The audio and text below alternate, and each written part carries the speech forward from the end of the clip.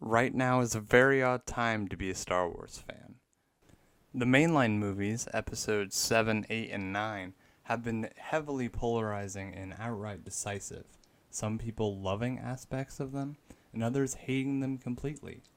On the flip side of that, Star Wars and television has been absolutely killing it as of late.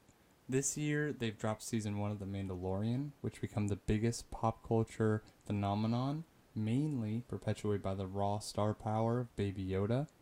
But, setting that aside, the show itself is a masterclass that boils Star Wars down to its essence and makes an engaging narrative focused exclusively around original characters, which is a rare occurrence in Star Wars media these days. However, I believe that was merely a warm-up for some of the best content in years. The 4-episode arc of the Siege of Mandalore ends the iconic Clone Wars animated TV series in an absolutely perfect way. Purple Hippo Cinema, Purple Hippo Cinema.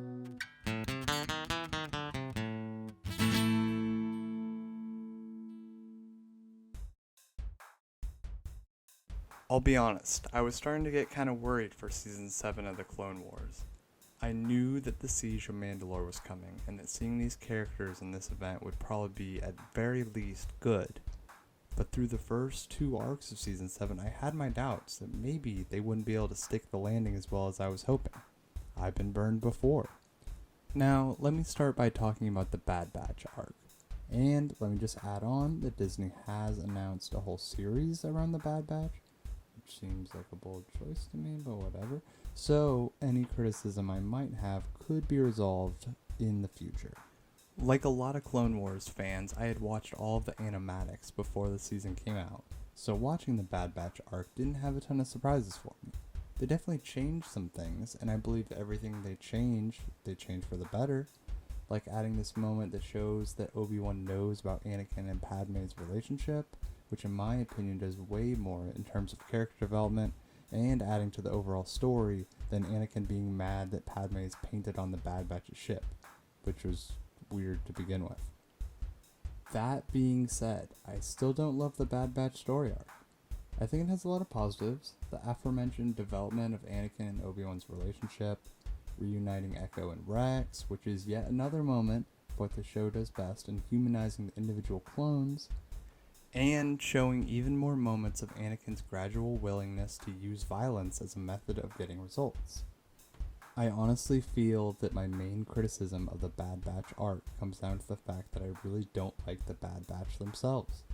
This is valid for the next arc as well, but I really don't care about introducing all these new characters this close to the end of the show. And besides that, I don't like the characters that have been newly introduced. I mean, come on. This one-dimensional group of characters is 1 or 2 accents away from just being the lineup from Team Fortress 2.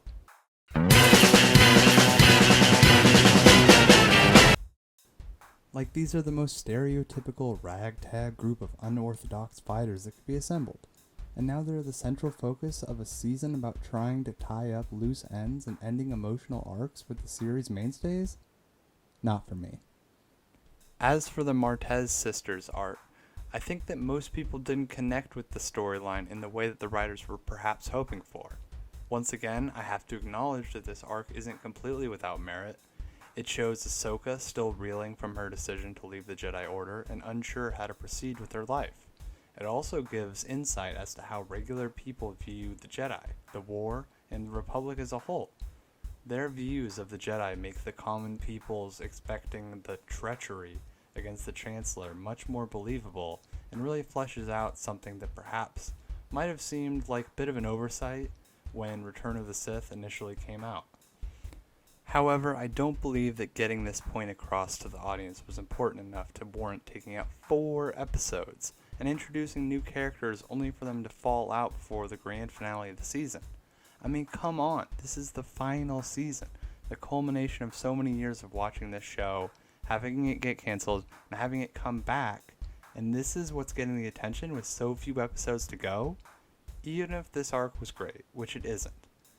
I still don't think having this amount of time dedicated to newly introduced characters is a great use of time when there are so many other established characters. Maybe this wouldn't frustrate me as much as it does if either of the Martez sisters were at all likable. I mean, the only real purpose this whole arc serves is to set up the final arc, and while I agree that Ahsoka should have reasons to go to Mandalore, all of the important parts of this arc could be boiled down to about a minute of actual screen time. Another factor that made it difficult to like this arc in particular was that there were other storylines that were initially planned for this season but got cut. Some of these storylines resurfaced in other ways, such as Darth Maul escaping from Palpatine's prison, and General Grievous killing Mother Talzin, turning into the son of Dathomir comic, or the Ventress storyline featuring Quinlan Vos turning to the dark side became the Dark Disciple book. Some of these storylines were pretty far into production, with the Crystal Crisis having been fully realized in animatics form. She made the decision, Anakin. Well, what choice did we give her? The moment there were any suspicions about her loyalty, the Council turned their back on her. From what we know about these various arcs, I'm more interested in them than I was in the Martez sister arc, and also the Bad Batch arc for that matter. So the fact that these, in my mind, better storylines were being shelved made me even more critical of what did make it to the final release of this final season. So it was safe to say that my faith in this final season of the Clone Wars, that it would be what I was hoping for in terms of ending this iconic series, had been shaken to its core. In my mind, the show only had 4 episodes left to change my opinion of the season, and I really didn't think they could pull it off. Luckily, I was pretty wrong. In my mind, the best you can hope for a season finale is a sense of closure and making sure that every main character in the show has an ending for their own story. Another important thing to note of any piece of media in the Star Wars saga is how does it interact and impact the saga as a whole. These are both things that the final season of the Clone Wars, more specifically the final arc of the show, does extremely well. Rex is technically not a character created for the show, because he was retroactively added to be the guy in the back of the Celebration of Return of the Jedi. At least I'm pretty sure that's canon. That fact aside, Rex has been the face of one of the best things about this show. Its humanization of the identical, faceless soldier army shown in Attack of the Clones and Revenge of the Sith. They're not just clones, rather their own people with their own thoughts and challenges, and Rex and his squad throughout the entire series have been at the forefront of this idea. This last arc gets to show him as a true individual, a leader who works with Anakin, Obi-Wan, and Ahsoka to help capture the elusive Maul. And in the end, after fighting the order to kill Ahsoka, he goes with her to try and help her escape and turns on his brothers. This is the epitome of a clone who is supposed to have no free will and do nothing except follow orders, but when given the chance will go against those orders and do what he thinks is right, even if it means turning on his comrades. Maul obviously didn't originate in Clone Wars, but Maul became the character that he is because of the show. Before this, he was just the mini-boss at the end of The Phantom Menace, and he was a memorable character, even only with one line of dialogue. At last we will reveal ourselves to the Jedi. At last we will have revenge. His look, his fighting style, and the fact that he had a double-bladed lightsaber, coupled with the fact that Duel of Fates is hands down the best fight scene in all of Star Wars, made him a fan favorite despite how little he was actually in the Star Wars saga up to that point. However, Clone Wars changed all that. The show made him complex, maybe even sympathetic at times, efficient, ruthless, and smart. Because of how iconic he is in the show, he appears in Rebels, and even makes a live-action return in Solo. And he's even more just in this arc alone. He's not some madman exclusively looking for revenge, or some tyrant out to destroy everything in his path. I mean, he is also those things, but he does some other stuff, like being the only one to know Order 66 is coming. Like, come on. All of the Jedi, and the only one to figure this out is old Spider Legs over here. Why you boring me? I'm right! He tells Ahsoka as much, and he's willing to work with her in order to preserve the galaxy, if not for his own, selfish goals, but still. This guy is this devil-looking bad guy that we, the audience, met in Phantom Menace, but by the end of the series, is more of an anti-hero. He's willing to work with Ahsoka to defeat the big baddie in Palpatine. He is a fleshed-out character that has made a lasting impression on the entire Star Wars saga. And who knows?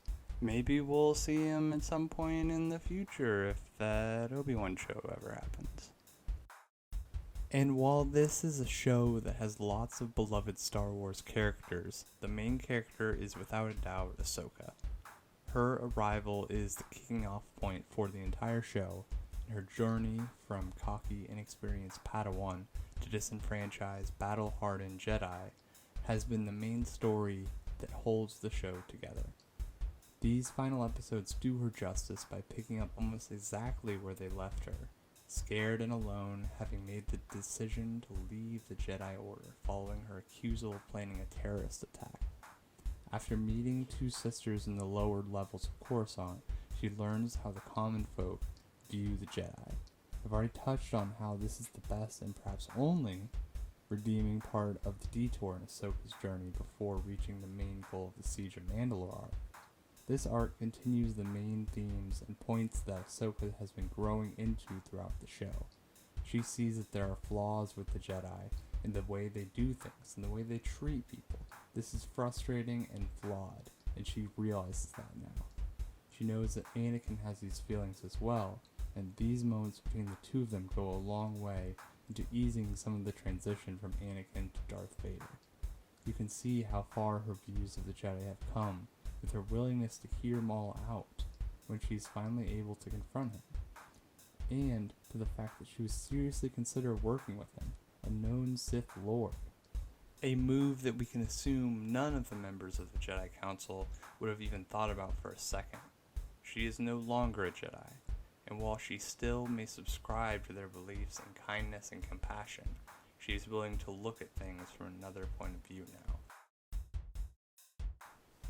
With Star Wars being as big of a franchise as it is, and with so many different pieces of media over the years, some canon and some not, it's important to look at the impact that any new piece of media has to the overall saga. I think that this arc shows off how well Clone Wars as a series shines in that aspect. The series takes place between episodes 2 and 3 and does so much to flesh out the existing Star Wars characters. Characters such as Plo Koon or Kit Fisto, who aren't really on screen hardly at all in the actual films, have meaningful character arcs that make the audience care about them and their eventual fates. This can be said for every character that appears in Clone Wars, regardless of how important they are in the film. Characters that are hardly known become important, and already key figures become complex characters as they are explored in much greater detail than they are in the movies alone. This final arc of the show melds seamlessly with Revenge of the Sith by taking place side by side, all the way up to when Order 66 is carried out, and the care that went into everything in these shared moments between the two mediums lining up perfectly shows that the creators really used Clone Wars to prop up the movies. This arc adds whole new layers to some of the most iconic moments from Revenge of the Sith by telling an equally as interesting story that matches up perfectly with it. It not only works perfectly with the existing Star Wars saga, but actively makes it more interesting. This last arc has done everything that I would want from any series finale. It gives satisfying conclusions to the main characters of the season, even though they all have roles to play in Star Wars projects further on in the timeline. This season may not have been 100% what I or other fans of the show were hoping for, and some of the decisions may have fallen a bit flat, but it reminds us as fans why we love the show, and more importantly, why we love Star Wars in general.